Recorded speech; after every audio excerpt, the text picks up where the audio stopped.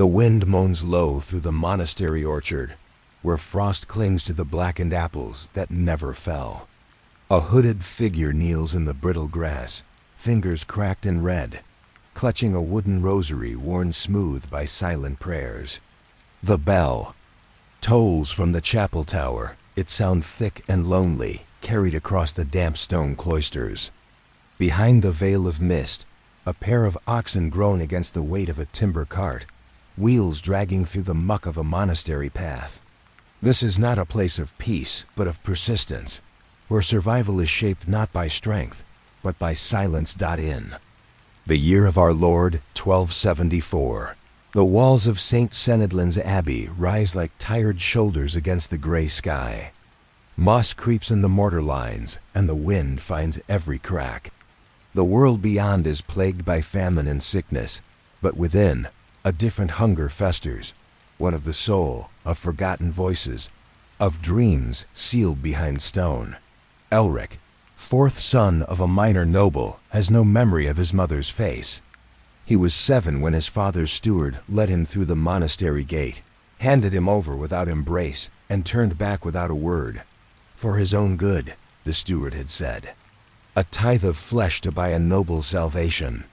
Since then, Elric has lived by the hours, matins in the dark, prime at dawn, vespers at dusk. The sun does not rise or fall for him. It simply obeys. He kneels on cracked knees in the morning cold, lips moving without sound. Prayer here is not spoken. It is lived, endured, offered like blood. His hands ache with chilblains, the skin torn and sore, yet they scrub the infirmary stones with reverence, washing away the phlegm of the dying and the blood of the lance. The air there smells of boiled nettles and old wounds. Brother Tomas, thin as a reed and always coughing, whispers the psalms as he dies, one syllable at a time. No one cries. There is no mourning here, only rituals. The novices eat in silence beneath the wooden beams of the refectory. Oat mash, onion broth, a crust of bread if the Lord is merciful. Sometimes, during the readings, Elric closes his eyes and sees a memory. He cannot name the shape of a fire, the color of laughter, a mother's hand brushing his cheek.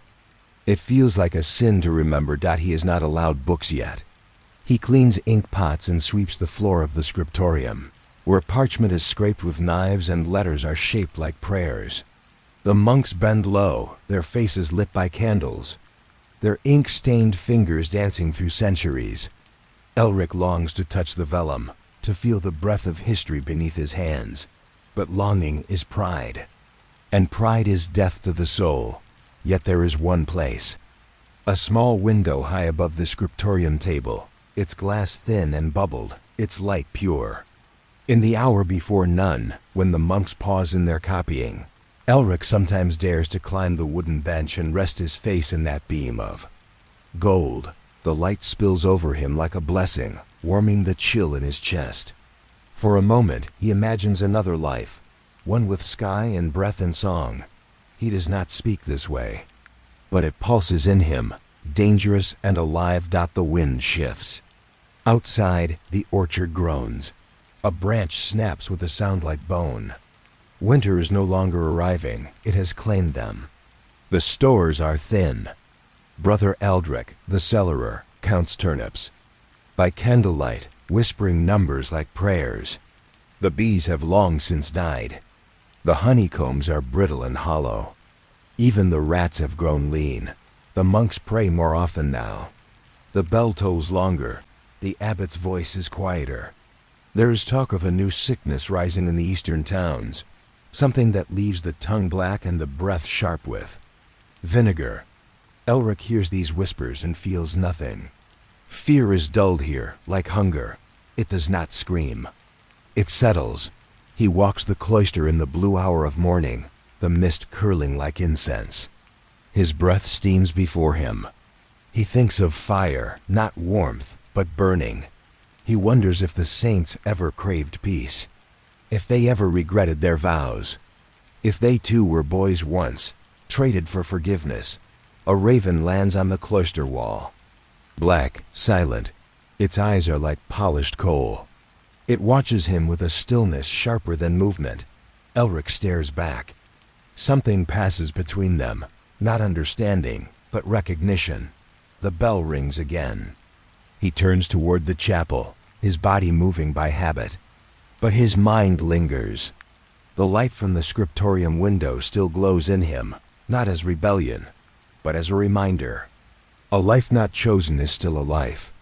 And even here, behind stone and silence, there are echoes of the world beyond. What does it mean to survive, he wonders, forgetting what it means to live. That night, as the others sleep on straw pallets beneath wool blankets stiff with age, Elric lies awake. The stars, barely visible through the slit in the roof, seem farther than heaven. He closes his eyes and listens, not to the wind, not to the bell, but to the beating of his heart. It is slow, steady, defiant. Tomorrow he will wake before the bell. He will kneel in the orchard again. He will scrub the infirmary. He will serve and suffer. But tonight he dreams not of saints or fire. He dreams of a path, winding, narrow, misted. A path that leads beyond the monastery wall. And somewhere in that dream, a voice he does not know, or has long forgotten, whispers not in Latin, but in the tongue of the world. You were not made for silence. And the raven, perched in shadow, waits. Next, beyond these cloistered stones, the forest breathes, ancient, watchful, and wide. A place where oaths are broken and roads vanish in the fog. Where someone waits in exile, beneath pine and memory. Rain beads on the soot-dark roofs of a crumbling village, nestled between two hills like a wound hidden in the folds of the earth. Smoke curls from chimney holes, thin and gray, climbing the mist like the final breath of something once warm. The fog swallows the shape of cottages, and the path between them is mud so deep it remembers every foot that passed. No birds sing. The trees are stripped to bone. Beneath a slumped thatch, patched with straw and rot, a girl no older than 10 presses her brother's head beneath a burlap sack. Her fingers are stiff, red from the cold, trembling as wind whistles through a broken door that never truly shuts. The sack smells of mildew and sheep oil. The floor beneath them is not floor at all, just beaten dirt, damp and crawling with things that do not sleep. The smell inside is heavy, damp hay, manure, turnips boiled too long, and something sourer. Still, the smell of hope spoiling.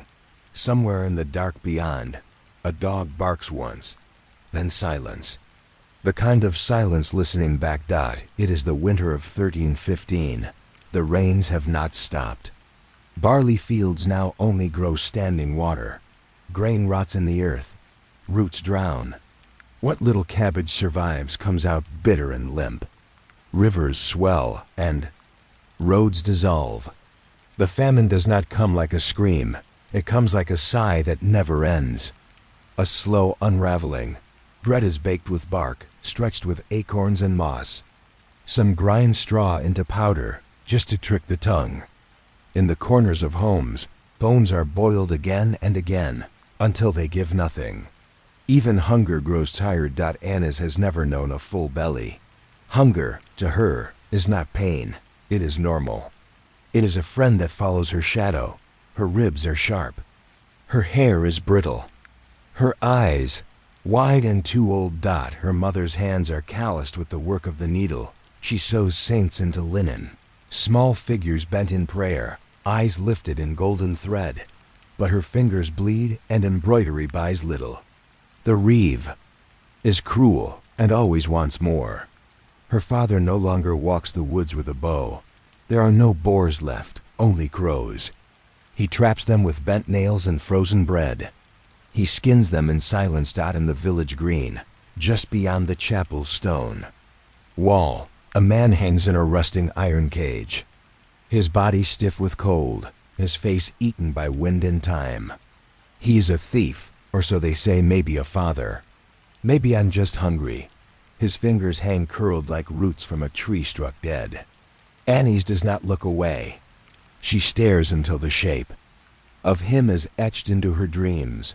The priest tells them this is a trial, that rain is punishment and hunger is a test, that endurance pleases God. But Annie's does not understand why the saints in her mother's clothes never smile. Why do their hands never hold bread? She wonders sometimes if holiness can fill a belly, or if hunger is just hunger and nothing. More. The roof leaks in the corner of their hut, where a single timber sags like a tired back. Annie's lies beneath it, counting the raindrops aloud. 1, 2, 3. Her voice is barely a breath.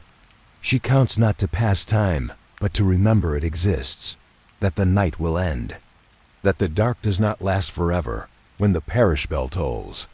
For evening prayer, it sounds dull and distant, choked by fog, like something buried trying to call out. And yet, she rises. She wraps a rag around her brother's shoulders. He is smaller than her, quiet, his face smudged with ash and sleep. His hand slides into hers, thin fingers, colder than the ground. They enter the mud without shoes. The earth sucks at their feet. It has forgotten softness. Crows circle above the chapel. They do not caw. They only watch. The chapel stands on the only dry ground for miles, its stone walls stained green. Inside, the candles are few and weak. The pews groan beneath the weight of hollow men and bent women. The priest's voice is cracked. The Latin words fall like frost, beautiful but useless. Annie's does not pray. She only listens. She listens to the breathing of those around her, to the quiet sobs of a woman who lost her child, to the silence of a man who has lost everything else. And in the cold hush of that broken place, she feels something strange, not comfort, not warmth, but the simple truth of presence, of bodies still standing. That night, back in the hut, Annie's curls around her brother and listens to his breath. A rat scurries in the rafters. The fire is gone, but he is warm beside her and still alive. And in the blackness, she imagines the thread her mother sews, with golden, fine, stubborn. She imagines it trailing through all of them, tying each hunger-bitten soul to the next. Tomorrow will not bring bread or sun, but it will come. And she will rise. In the Middle Ages, survival was not strength. It was about never stopping, about counting raindrops, about standing in the cold when the bell rings, about not looking away, and somewhere beyond the hills drowned in fog, a road waits, soaked, cracked, and treacherous. A road where lords grow desperate and rumors travel faster than light. A road that leads not only through villages like this, but toward courts and crowns and the crumbling faith of kings. Torchlight flickers against stone, gold lashing across cold gray, as a young boy folds himself beneath a stairwell, a bundle of silence and skin. The castle groans above him, like an old beast dying in pieces. Hooves strike the courtyard stones, iron on iron, loud and cruel. Men shout, guttural, armored, unmerciful. He does not breathe. Or rather, he forgets how. Aldrich presses a carved wooden whistle to his chest. His fingers leave smears on it, ash, blood, soot, fear. It was a gift. His father's hand had been rough when he passed it to him, but warm. Now the warmth is gone. Only the whistle remains, small, pale, and useless in war. He crouches where the stair's shadow holds. Beneath the stone curve that smells of damp wool and old grease, he listens. For footsteps. For names. Wrong breath at the wrong time. They are inside the keep now. He can tell by the sound of the boots, slower, more certain. Like predators that have caught the scent. This is England. The year of our Lord, 1139. The anarchy has torn the realm apart, not with sudden thunder, but with slow, grinding madness. A crown claimed by both Empress Matilda and King Stephen. A war where oaths break like twigs, where nobles turn brigand, where banners mean nothing and boys less still. Aldrich is a page. barely more than a shadow in the hall. He polishes greaves and carries letters he cannot read. He knows better than to speak unless spoken to, better than to weep where someone might hear. His knight, Sir Edric of Colin, rode out last week under a flag that was already out of favor. The flag burned. The knight never returned. So Aldrich stays low, learned the value of corners, the rhythm of stairs, the difference between drunken laughter and the sound of men meaning to kill. The air is thick now. Smoke creeps like a second skin. Somewhere above, oil has caught on the rafters. The burning spreads, not fast but deep. It sinks into the timbers like memory into bone. The scent is sharp, layered, iron from blood, wood smoke, the sour tang of panic. The kitchens were the first to fall. He had passed them minutes ago. Barley flour scattered across the stones. Fat pigs gutted in the doorway, knives still sticking in the cutting blocks. A woman screamed. Once, no more. He did not flinch. He has learned. He holds the whistle. But he does not blow it. There are men here who would slit a boy's throat for the crime of being where he is, and he is always where he should not be.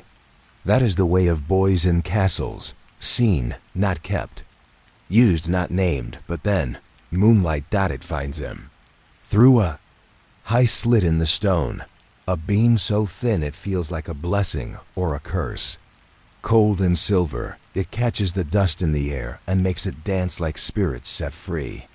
In the silence beneath the stair, it brushes his face.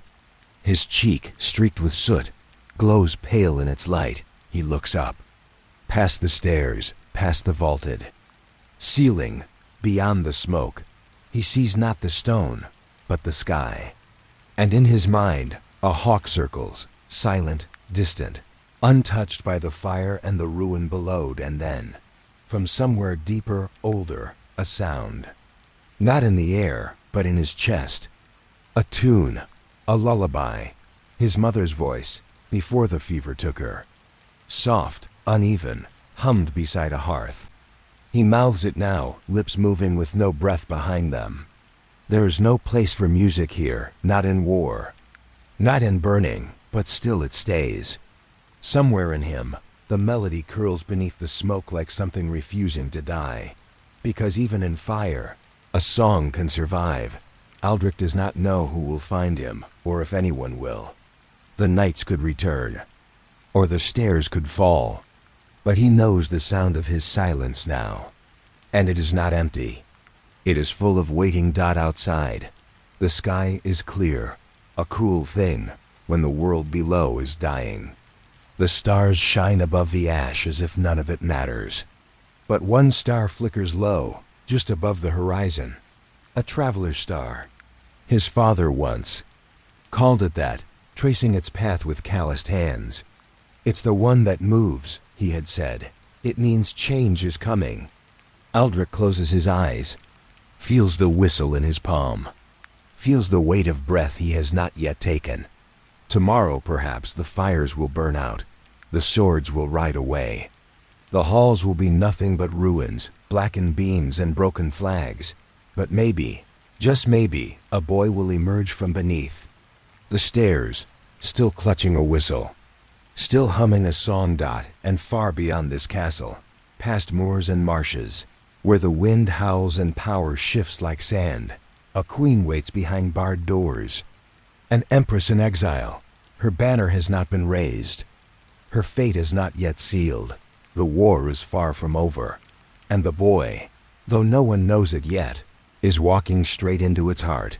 A brass censer swings gently in the nave of a half-lit cathedral, its golden body catching glints of candlelight as it arcs through the chilled air. Smoke unfurls in slow ribbons, frankincense and myrrh, rising like unspoken prayers toward a ceiling too high to be seen.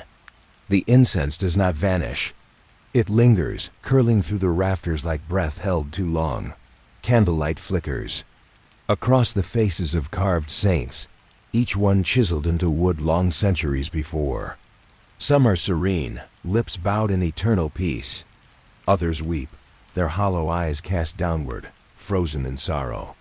The wax drips slowly and silently, as if time itself bleeds here. Beneath their gaze, a young man kneels at a wooden desk, his fingers ink-stained and trembling. A quill hovers over vellum, catching the light. The letters he has just penned still glisten, curling in sacred Latin like black roots seeking soil. He has not moved yet. His hand shakes. His eyes burn. The cathedral's silence presses in, vast and ancient. His name is Thomas. He is 22. A bastard, born of no proper name, no inheritance but the curve of his script and the stillness of his voice. The bishop took him in at 12, not from mercy, but from need. Thomas's hand was steady, his obedience total. That was enough. The year is 1387. England bleeds quietly behind its walls.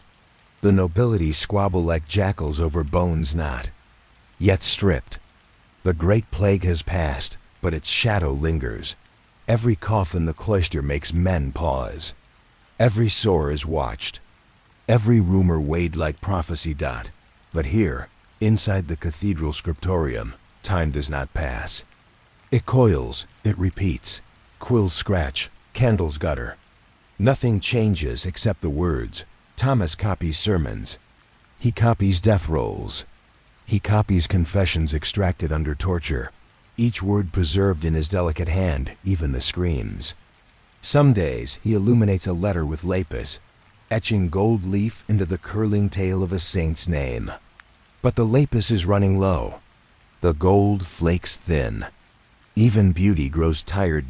He sharpens his quills with a knife once owned by a monk who confessed to loving another. That monk was taken, stripped, branded.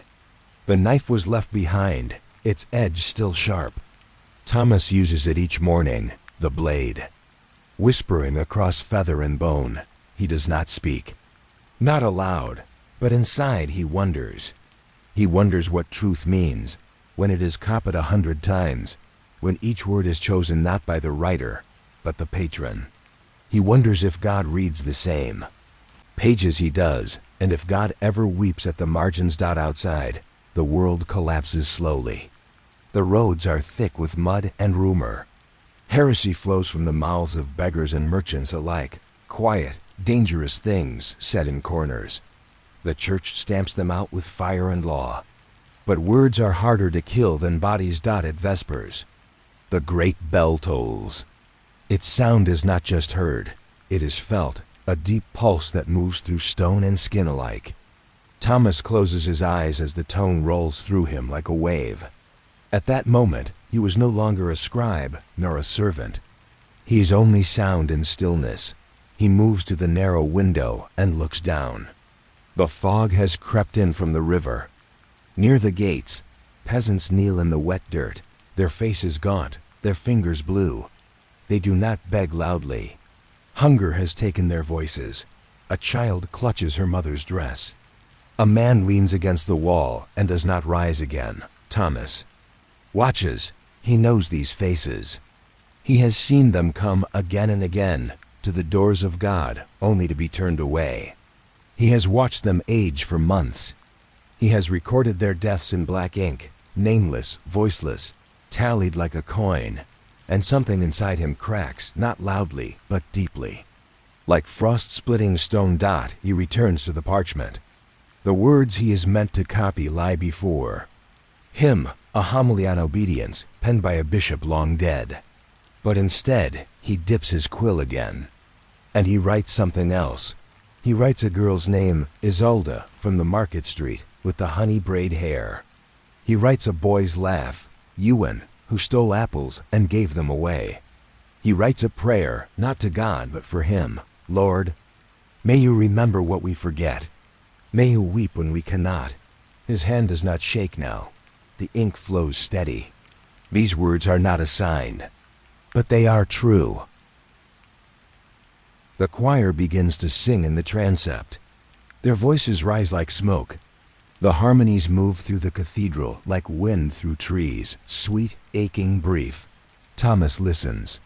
He does not join, but the music enters him, becomes part of the ink. Because here, in this silent sanctuary of parchment and shadow, he has understood something. Survival is not always in the flesh. Sometimes it is in memory, in record, in the act of refusing to let a name vanish. And memory, once inked, does not burn easily. He sets down the quill.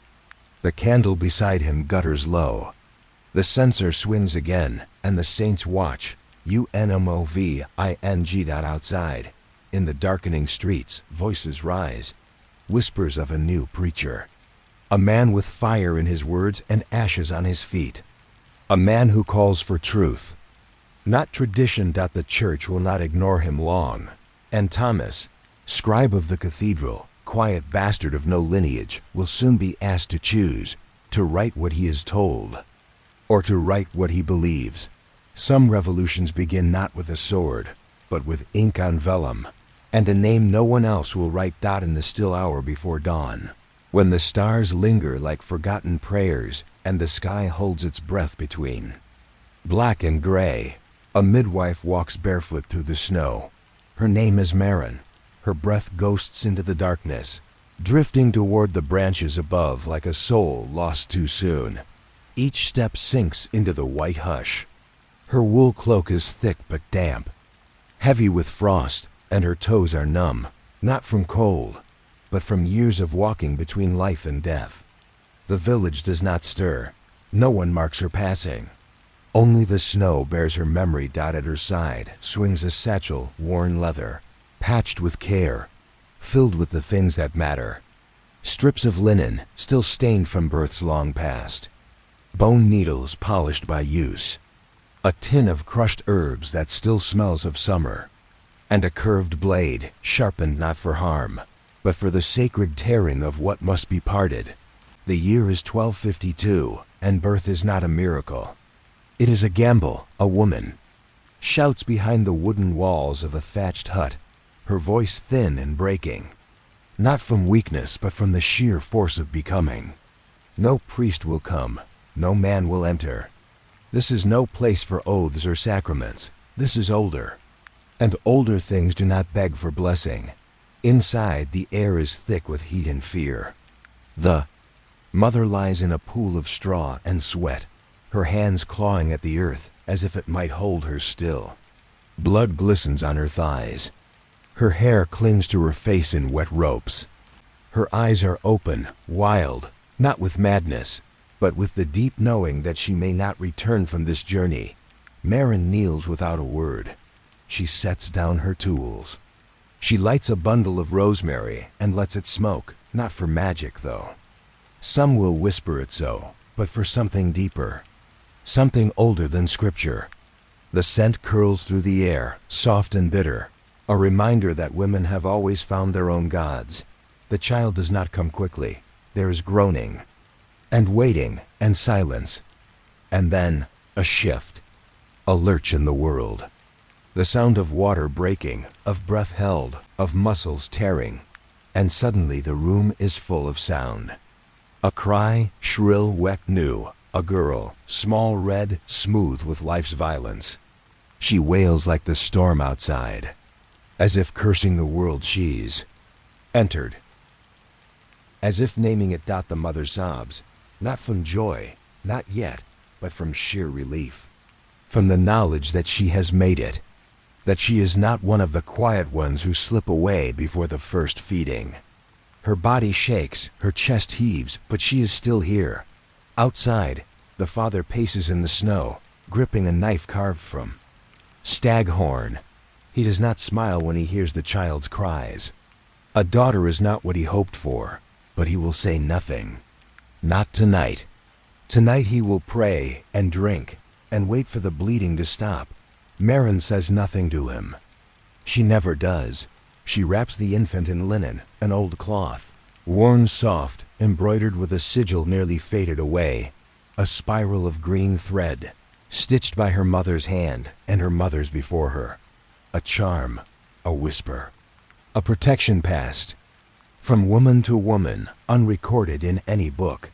She presses it gently to the child's chest. The baby quiets, eyes wide open now, locked on the midwife's face. not with fear, but with a strange, steady gaze, as if she knows her, as if she remembers something not yet lived. The fire crackles low, the snow outside thickens. Wolves howl from the tree line, not close, but close enough to be heard. By morning, Maren will be gone. Back to the edge of the forest where the trees know her footsteps. She will be paid in cheese or onions or sometimes nothing at all. A nod from a grateful woman, a loaf left on her stoop, or silence. No songs will be sung in her name, no saints carved in her image, but the village endures because of her.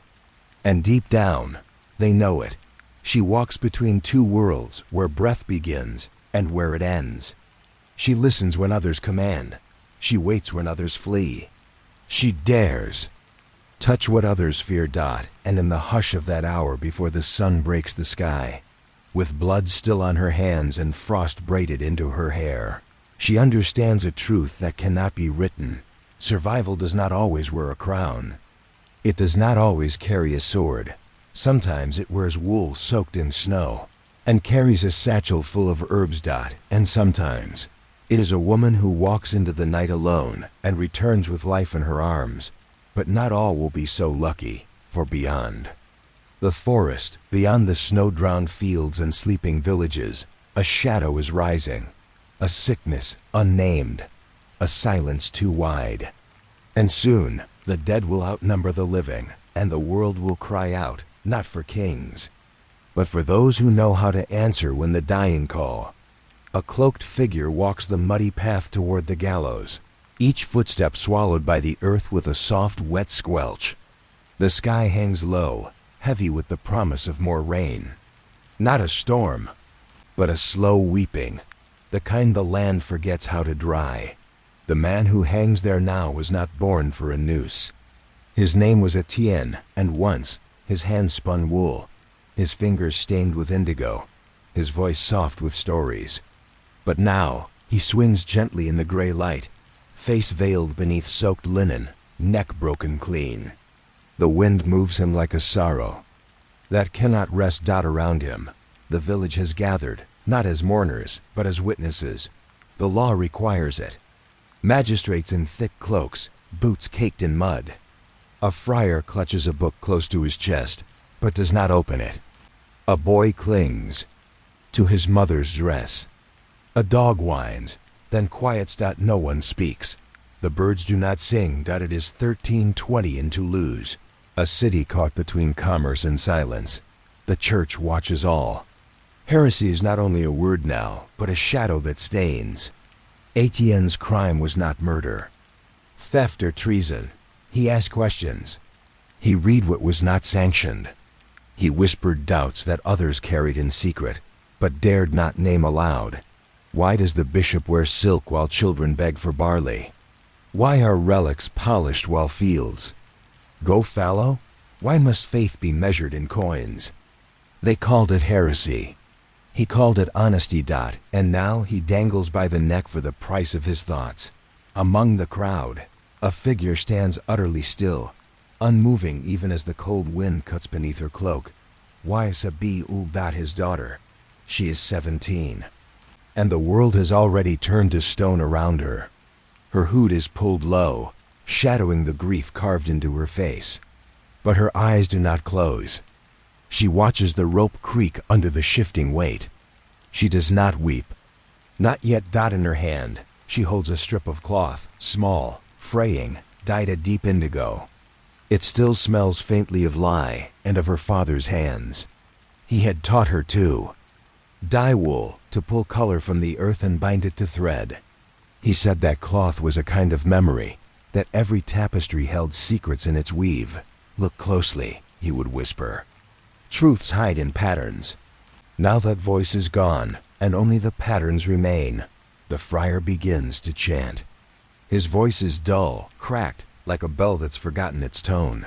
No one joins him. The rain patters softly on leather hoods, and oiled cloaks on wooden shoes, and the bare head of a boy too poor for covering. The chant dies mid-line. Silence returns, heavier than before. a raven lands atop the gallows beam. Its feathers slick and glistening, it watches with the indifference of creatures untouched by law. It tilts its head once, and then stills. When the magistrate nods, the crowd begins to thin. Slowly, stiffly, faces turn. Boots trudge back toward hearths and shops. One by one, they vanish, leaving only the smell of damp earth and fear. Yabel does not move.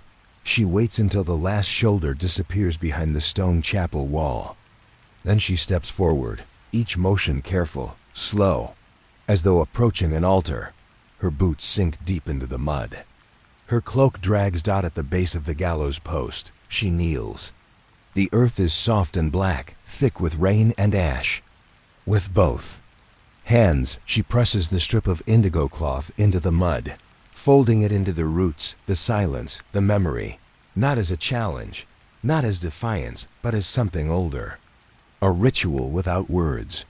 A thread placed in the soil, in hope it might grow again. She whispers nothing. Words are not safe anymore. Even grief is watched. The bells ring out from the chapel tower, midday. Harsh, metallic, unyielding.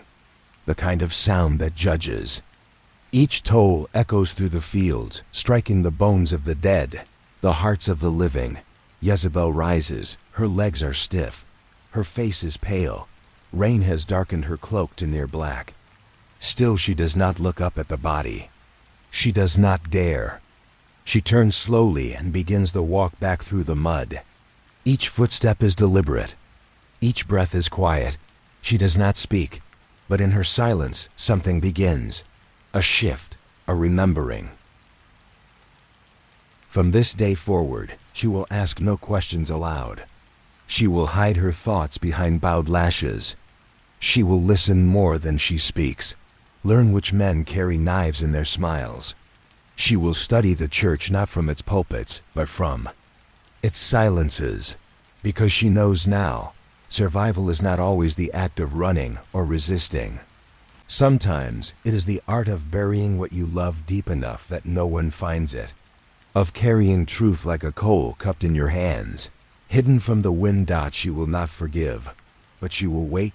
And elsewhere, in a city where books burn and parchment is chained to stone, another girl is learning to read forbidden lines. Another boy is sharpening a quill. Another question is being asked. The church thinks it has silenced ATN, but memory does not die with rope. It lives in cloth. In my eyes. In the rain. And in those who turn away from gallows, not broken, but watching. Waiting. Ash drifts through the air like snow, soft, slow, deceiving. But there is no beauty in this fall. Beneath it, a village smolders in the cradle of a valley. Bones of wood and thatch folding inward. Roofs collapse like broken lungs. Smoke coils in spirals, thick with the scent of burning rye, damp wool, and the bitter tang of scorched flesh. The cries have lessened now, not silenced, but distant, muffled beneath the crackle of ruin. On the ridgeline above, a lone knight sits atop a black stallion, still as stone, visor lifted. The wind tugs at the horse's mane and at the tattered banner stitched into his shoulder. His name is Sir Brant. His armor is dented, streaked with soot. His sword rests across his back, named for a grandfather he never knew, wielded for causes he no longer believes in. His eyes are empty, not cruel, not grieving, just tired. It is the year 1248, and this burning, this breaking, is a raid, nothing more. Sanctioned by a baron whose name is uttered in courtrooms and forgotten in fields. A border dispute made flesh. Men sent to make examples, to gather tithes in flame. And like all such raids, it ends with silence. Brant has not fought today. Not properly. He has ridden through smoke, given orders, nodded at the right moments. His sword remains clean. He does not feel relief. Behind him, a young squire heaves into the grass, retching bile and fear, hands shaking with blood not his own. The boy cannot stop crying. Brant remembers that once, when he was 15 and watched a baker die with his child in his arms. He remembers the sound the woman made when she found them. It still echoes, sometimes when the nights are too quiet. He dismounts. The leather groans, his knees crack. Old wounds throb. A gash beneath his ribs from a rusted pike. A dislocated shoulder never properly set. These are the relics of glory. In the valley below, the fire dies slower than it should. That's the thing about wet wood and soaked wheat. It smolders. It doesn't scream. It just lingers, clinging to the air like guilt. A dog limps across the main road, a broken chain still clinking from its collar. One paw was bloodied. It does not bark.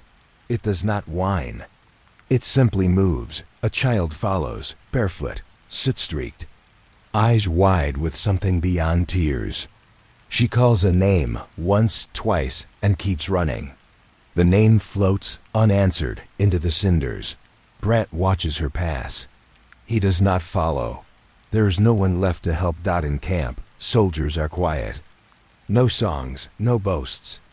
Just the clatter of armor being unbuckled, the scrape of knives on whetstone, and the soft slosh of wineskins being passed without toast. Brant sits by a fire that gives off more light than warmth. He does not speak. He sharpens his blade slowly. Though the edge is already keen. He drinks. Not to forget, that would be mercy. He drinks to blur, to soften the contours of memory until faces become shapes and screams become wind. The squire sits nearby, curled beneath a blanket too thin for the cold. Brant does not comfort him. He knows it would mean nothing. The boy must learn what all men in steel must learn, that chivalry is not armor. It is a story. A tale whispered to boys so they do not run when ordered to burn. The truth is simpler. There is no glory here, only duty. Only obedience carved into bone. A twig snaps nearby. Brant flinches before he knows it. The blade is in his hand before. He remembers where he is. He lowers it, slowly, the shame creeping in like frost. He looks into the fire. It dances, hungry, indifferent. Somewhere behind him, someone weeps in sleep. Someone else is praying. A third sings softly, a lullaby, maybe, or a hymn remembered from childhood. It is out of place here, so is mercy. The wind shifts. Ash falls again, soft as blessing, harsh as judgment. Brant closes his eyes. He sees the village again, but not the burning. He sees it before. Wheat fields not yet trampled. A woman brushing ash from her bread oven. A child tying red thread through a cat's tail in laughter.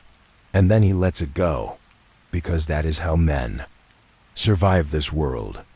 Not by believing, not by hoping, but by forgetting. In the morning, they will ride again. Another village, another name on a writ, another fire. But tonight, Brant sits in silence, sword in hand, breath shallow, and he knows this much, that somewhere, a boy is watching this. A boy not yet old enough to wear iron, but old enough to remember the smell of burning rye. And someday, that boy will wear a blade, and someone will tell him stories of knights, of honor, of purpose. And he will believe them for a while, until the ash begins to fall. The church floor is cold, not just from stone, but from time. Centuries of knees have knelt here. Centuries of pleas, of weeping, of whispered confessions that faded into the rafters like smoke from spent candles. The silence is not empty. It is heavy, layered, watching. Moonlight spills through stained glass, splintering into wounds of red, blue, and gold across the worn altar and the shoulders of a girl who does not speak. Her lips do not move. Her hands do not tremble. But something in her stillness is louder than prayer. Her name is Agnes. 17. A girl once, perhaps still, cloistered not quite by her own choosing. But in these walls, choice is a word carved from older languages. It no longer fits the tongue. The Priory of St. Hilda stands on a cliff's edge, lashed by wind and salted spray. A fortress of faith, wrapped in storms. The sisters who live here are bound by rule and rhythm. They rise before the sun, their voices hoarse from cold mornings and older grief, reciting psalms like incantations to hold the sea at bay. Here, salt lives in everything, in the bread that cracks their lips, in the wool that itches their arms, in the stone that bleeds through their shoes. Even the crucifix seems rusted with it. Christ above them does not weep. He watches. Agnes had once imagined another life, a cottage, a husband. A child warms against her chest. A fire lit not for penance but for comfort. But that life was lost before it began. Her dowry vanished into the hands of lawyers with her father's debts. And with it, her name, not her given name, but the one that mattered in contracts and marriage beds. So they offered her the veil, and she took it. Not out of holiness, not out of peace, but because there was nowhere else to go. Now she spends her days copying scripture, illuminating psalms with trembling precision, dipping her quill into ink made from crushed berries, soot, and ash. The ink stains her fingers, her sleeves, the folds of her habit. Her thumb bears a permanent bruise from pressing parchment flat. She works in silence, under the eye of a nun who coughs more than she speaks, whose joints crack with every step. The hours pass like wind over water, constant, cold, without shape.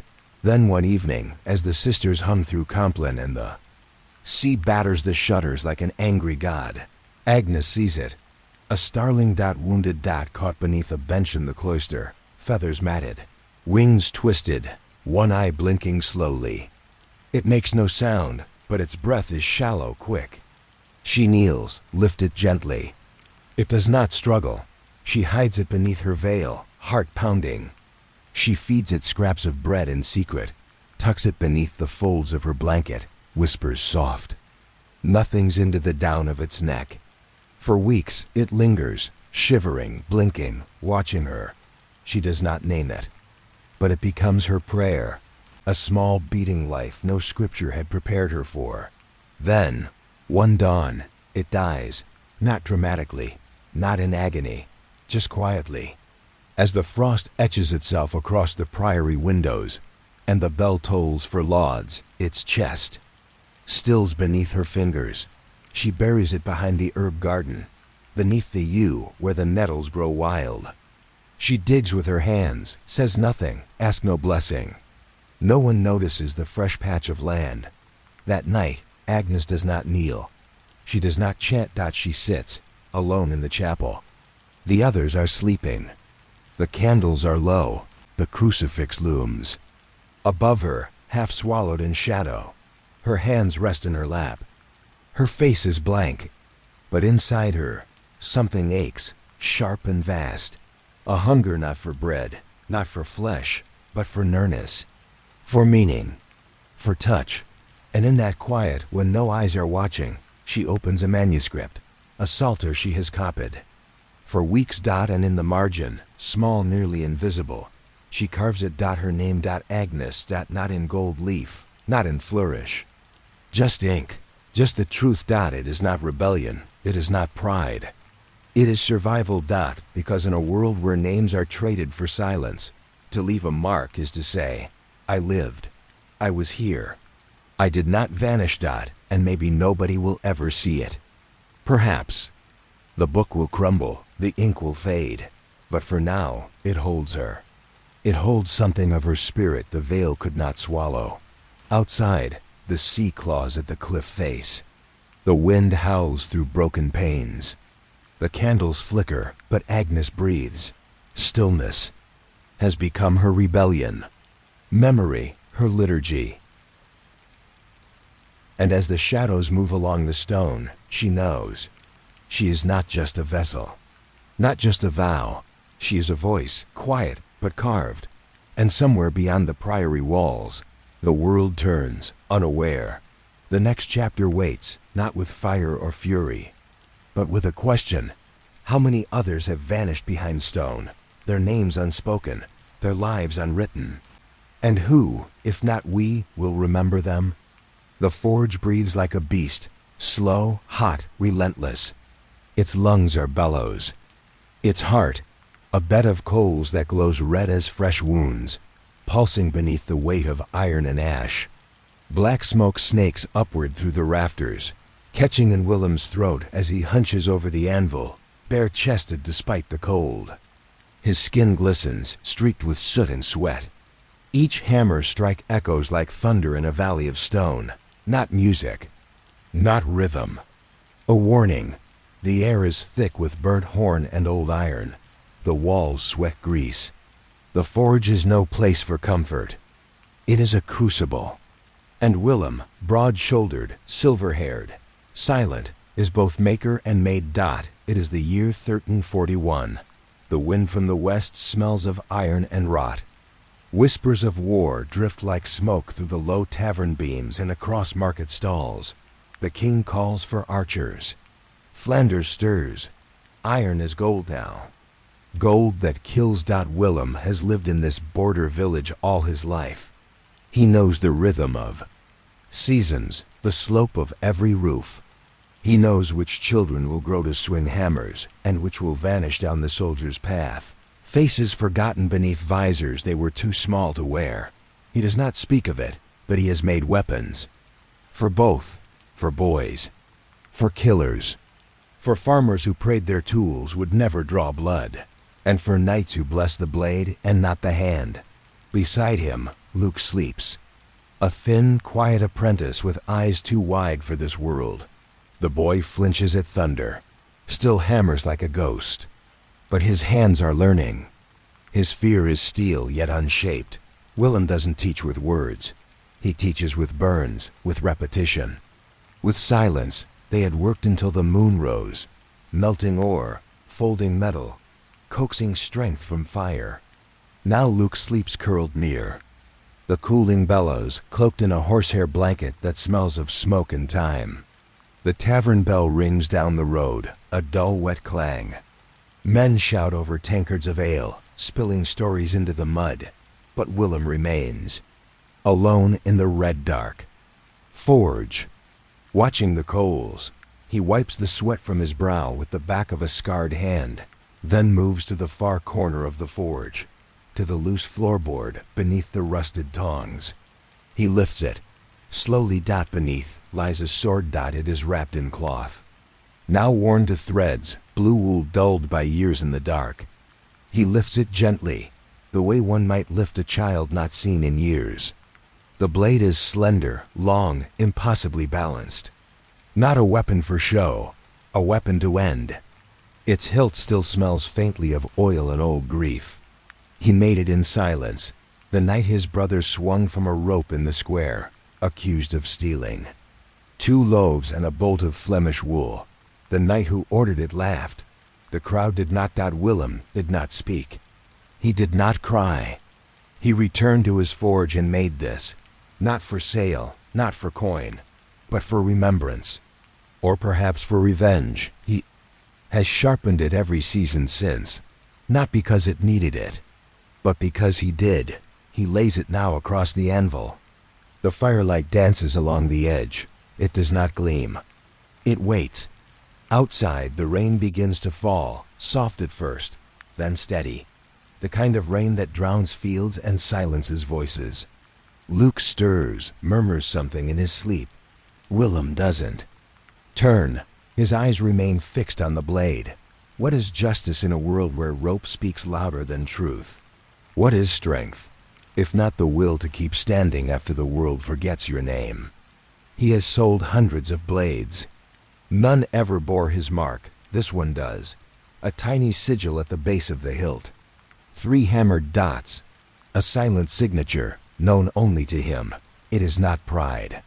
It is not vanity. It is proof that something was his. That night, he did not sleep. He sits before the dying forge, watching embers crumble into ash. The blade lies across his knees. He does not grip it. But neither does he put it away. He knows war is coming. The kind that devours not only men, but memory, and perhaps, it is time not to fight, but to remember. To choose what stories survive. To decide for once what his hands will make and what they will refuse. Because in the medieval world, Survival was never just a matter of strength or steel. It was a matter of lineage, not of blood, but of choice. What you passed down, what you buried, and what you dared to keep burning. Long after the fire had gone out, the forge flickers one last time. Willem breathes smoke, thick as memory. Tomorrow he will rise, hammer in hand, and the blade beneath the floorboards may not go back. Some things are meant to be wielded, others simply remembered. But even the strongest steel begins as silence. And somewhere, deep in the smoke, the next story begins to shape itself, not in flame, but in intention. Snow falls without sound. It cloaks the earth in a hush deeper than sleep, blanketing rooftops, trees, and the curve of the old graveyard. Hill like a sacrament no priest dares name. Each flake drifts down as if mourning, slow, deliberate, pale as breath on a mirror. A lantern moves through the white. Its flame, no larger than a coin, quivers in the wind, casting long shadows that flicker across crooked headstones. Some are worn to stubs. Others are marked with runes or names barely legible through centuries of rain. But most are just stones, unlettered, unspoken. The woman carrying the lantern moves without hurry. Her boots crunch over crusted snow, the path known to her feet even when hidden.